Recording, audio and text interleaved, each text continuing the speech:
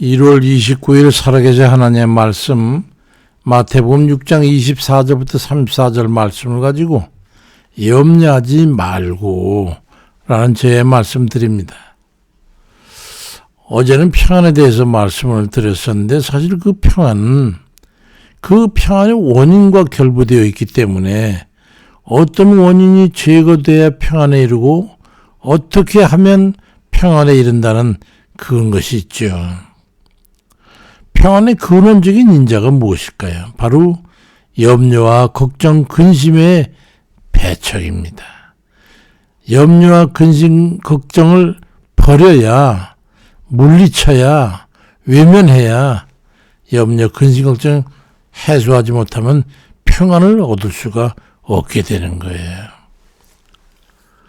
사람이 두려움과 염려와 걱정, 근심에 사로잡혀 있게 되면 오래 살지 못합니다. 단명해요. 잠언 17장 22절에도 마음의 즐거움은 양약이지만 심령의 근심은 뼈를 마르게 한다고 말씀하고 있어요. 뼈가 말라붙을 정도의 고통스러운데 어떻게 오래 살 수 있겠어요?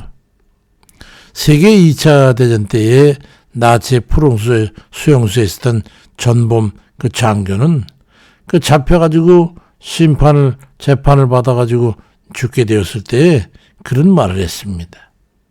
나는 사실 수만 명을 죽인 책임자지만 직접 내가 죽인 그 인원보다 훨씬 더 많은 그 사람이 두려움과 공포와 불안 때문에 스스로 죽어갔다고 그렇게 증언했어요. 사람들이 그 말의 의미를 생각하고 얼마나 마음 아파했는지 몰라요. 걱정과 염려가 사람을 얼마나 비참하게 하는지 단적으로 표현하는 그런 말일 것입니다. 아무리 귀한 위치에 있고 지고지대한 그런 권력을 쥐고 그렇게 있다 해도 두려움과 염려는 사람을 위축시키는 거예요. 요즘에 어떤 정치인, 그런 범죄자 정치인 그런 생각되지 않습니까? 그거 하루인들 편하게 잠을 잘 수 있겠어요?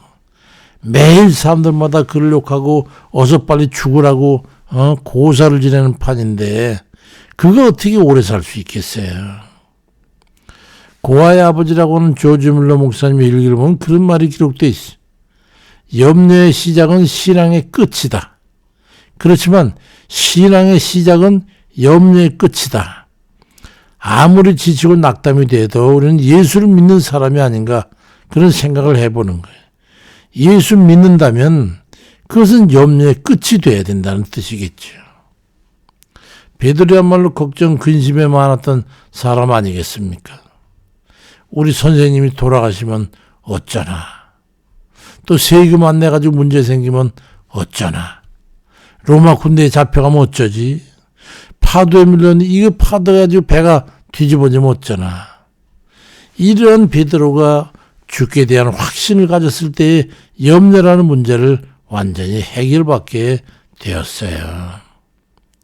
베드로전서 5장 7절에는 너희 모든 염려를 다 주께 맡겨버려라. 이는 주가 너희를 권고하심이라고 말씀했던 거예요. 염려를 다 주께 맡겨버려라. 이것은 내가 우리 주님 살아계실 때 말씀 들었는데 그렇게 하라고 다 주께 맡겨버리라고 하시는 말씀을 내가 들었다고 증언하는 거예요. 사도 바울도 비슷한 말을 대언했잖아요. 아무것도 염려하지 말고 모든 일에 기도와 간구로 너희 구할 것을 감사함으로 아뢰라. 염려하지 말라. 이 빌립보 4장 6절에서 말씀했죠. 우리 또한 믿음을 가지고 염려하지 말아야 합니다. 그러기 위해서는 우선 먼저 생명이 무엇보다 중요한 것인가를 우리는 깨달아야 한다. 사실 이 팩트라는 요즘 그런 말을 많이 사용하는데 그런 그 상황에 대한 팩트, 철학에 대한 팩트, 생명의 원천에 대한 팩트 이런 것이라고 봐야 되겠죠. 마태복음 6장 25절에 그러므로 내가 너에게 이르노니 목숨을 위해서 뭘 먹을까 뭘 마실까 무엇을 입을까 염려하지 말아라. 목숨이 음식보다 중하고 몸이 의족보다 중하지 아니하냐.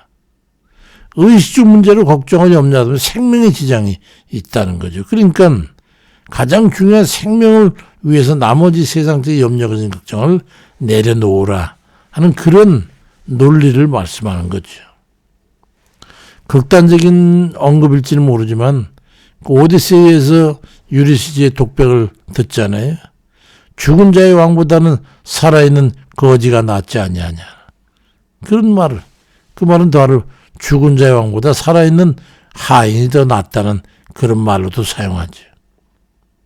생명보다 귀한 건 없어요. 그러니 생명보다 덜 귀한 것들로 인해서 염려하지 말고 다 내버려라. 그렇게 우리를 주님께서 깨우치시고 있는 거죠. 염려하는 것은 하나님께서 해결해 주실 것이라는 거예요. 그런 전제를 해가지고 염려하지 말라는 거거든요. 그러니 무능력한 자신이 지지도 못할 짐을 지고 허덕이지 말고 주님께 맡겨버리라는 거예요. 마태복음 6장 26절에서 공중의 새를 보라. 심지도 않고 거두지도 않고 창고에 모아들이지도 아니하되 너희 하늘 아버지께서 기르시고 백합화를 보아도 수고도 아니하고 질삼도 아니하지만 솔로몬이 본 영광으로도 입은 것이 이 꽃 하나만 갖지 못했느니라. 오늘 이따가 내일 안경에 던지는 들풀도 하나님이 그렇게 입히시고 새도 그렇게 먹이시는데 하물며 너일까 보냐. 그런 말씀을 하신 거지. 욥 같은 사람을 한번 생각해 보십시오. 세상의 모든 괴로움과 고통과 두려움과 염려, 근심, 걱정 다 싸질머진 그런 사람이 아니었겠어요? 그렇지만 그는 주께 대한 믿음 하나만으로 그 소망을 가지고 있냈어요. 그 무지한 고통, 그 속에 7년을 죽어가면서도 오직 주님께 대한 믿음을 잃지 않았어요. 욥기 23장 10절에 보면 나의 가는 길을 오직 그가 아시는데 그가 나를 달래나 후에 내가 정금같이 나오리라고 믿음으로 소망을 가지고 있었다는 거죠. 염려 같은 것은 마음이 없고 오직 하나님을 의지하고 이런 고통이 지나고 나면 하나님께서 넉넉히 다시 채우실 거라고 하는 그 믿음을 가졌어요. 감당하지 못할 염려, 근심, 걱정 내려놓고 믿음과 소망을 품고 인내하는 것이 우리에게 있어야 될 겁니다. 염려해도 그건 아무 소용이 없다는 걸 우리는 깨달아야 되죠. 그러니 염려되는 짐을 스스로 내려놔야 합니다. 예수님께서 염려하지 말아야 될 이유에 대해서 말씀하시기를 염려해 봐야 아무 소용이 없지 않냐. 그러니 현실적으로 염려하지 말아라. 오늘 보면 마태복음 6장 27절에 보니까 너희 중에 누가 염려함으로 그 길을 한자나 더 할 수 있느냐고 반문하고 있는 거예요. 미국 원시림에는 가끔 사진들에 나와 있지만은 5,000년이 넘는 그런 수령을 가지고 있는 나무가 있다고 그러잖아요. 나무의 이름은 저도 뭐 잊어버렸지만 근데 그 나무가 사막이 되어가는 시작되는 그 숲과 사막의 경계선에 서 있다는 거예요. 토양도 좋지 않고 기후도 좋지 않고 근데 그렇게 크게 자랄 수 있었을까?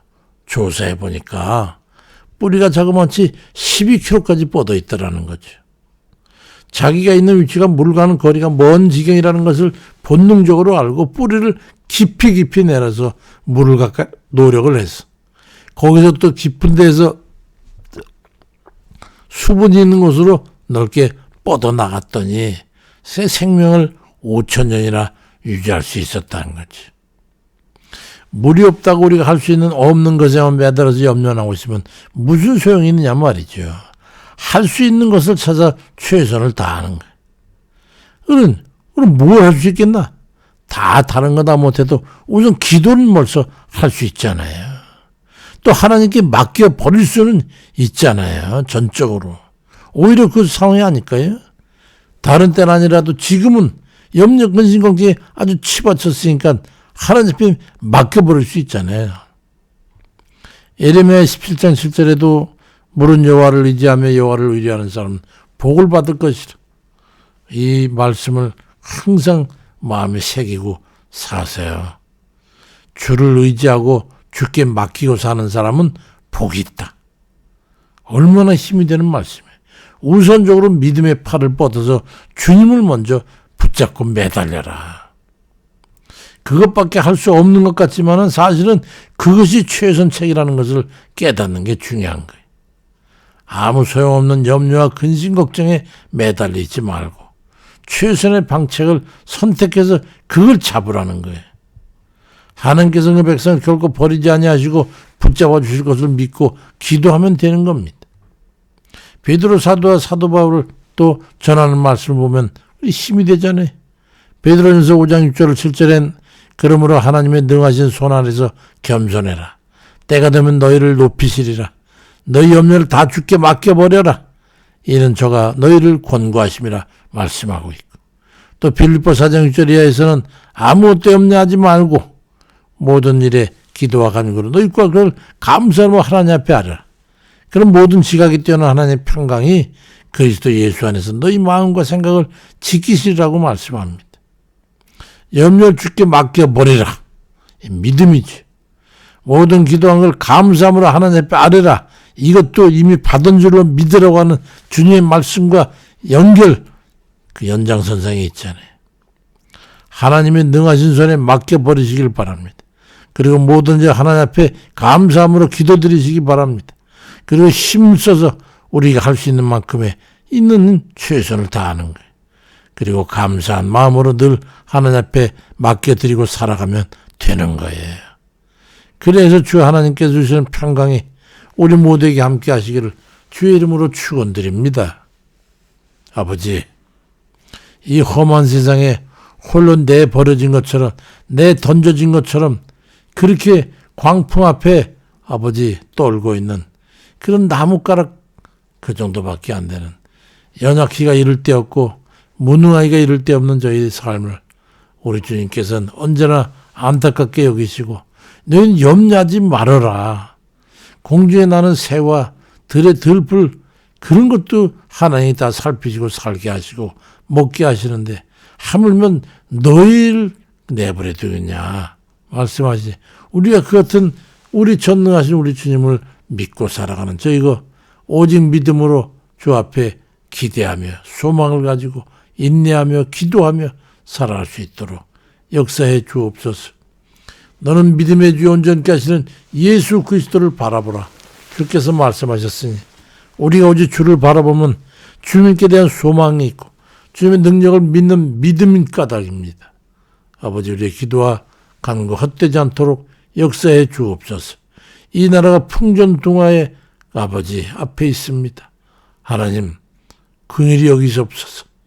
이 백성의 우리의 선열들이 우리 주 앞에 아버지 무릎 꿇어 눈물 뿌려 눈비를 맞으며 기도해서 아버지께서 이 나라를 지켜주셨는데 이제 다 허물어 버리려고 하는 저 악한 모든 것을 물리쳐 주옵소서. 나라를 위해서 수고하고 땀 흘리며 어쩐히 살려고 하는 그런 뜻이 있는 자들이라면 아버지께서 세워주셔서 아버지, 그가 하나님 앞에 바로 서고 주님 뜻대로 살면서 주께 간구할 때 아버지께서 들으시고 역사해 주옵소서. 이 나라가 붉은 사상과 이념에 거의 다 물들어서 무너져가고 있습니다. 아버지, 이 나라를 지켜주옵소서. 그리고 축복하셔서 복음의 빛이 다시 이 땅에서 불릴 듯이 일어나서 다시 아버지 하나님 큰 성령의 불길이 일어나 만방으로 복음이 전해지는 그런 전초로서 기지로서 부족함이 없도록 이 백성을 축복해 주옵소서. 감사드리고 오직 주만 의지하고 주께 맡겨드려오니 영광만 받으시옵소서. 예수 그리스도의 이름으로 기도드립니다. 아멘입니다.